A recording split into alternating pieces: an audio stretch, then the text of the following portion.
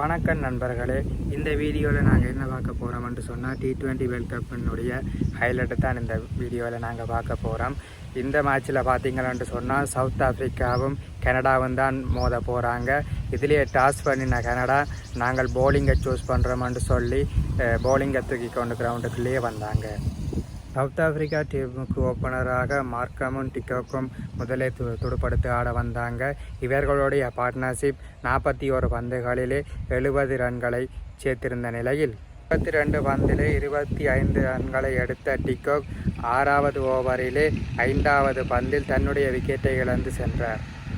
அடுத்ததாக மார்க்கமுடன் சேர்ந்து துடுப்படுத்து ஆட வந்த வீரர் 29 பந்துகளிலே 56 ரன்களை எடுத்து அரை சதத்தை பூர்த்தி செய்து 11வது ஓவரிலே 3வது பந்தில் மார்க்கம் தன்னுடைய விக்கெட்டை இழந்து சென்றார்.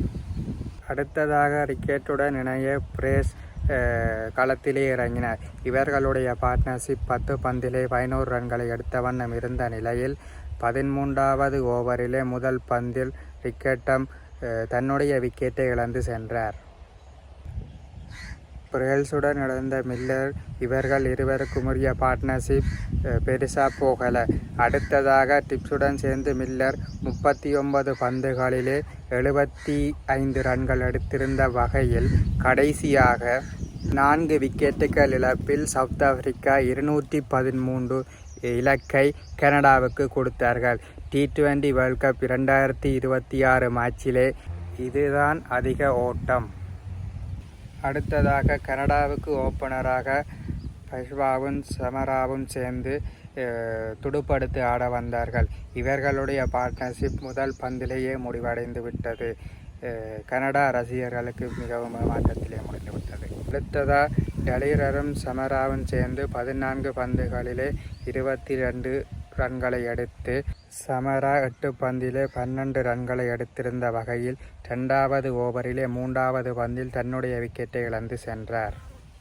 அடுத்ததாக வந்த பார்ட்னர்ஷிப்புகள் ஒன்றும் பெருசாக நிலக்கேல. டலீரருடன் சேர்ந்து டக்கர் தான் ஒரு நல்ல டீசெண்டான பார்ட்னர்ஷிப்பை போட்டு அரை சதத்தையும் பூர்த்தி செய்தார்கள். 53 பந்துகளிலே 69 ஓட்டங்களை இவர்கள் இருவரும் சேர்ந்து பெற்றார்கள்.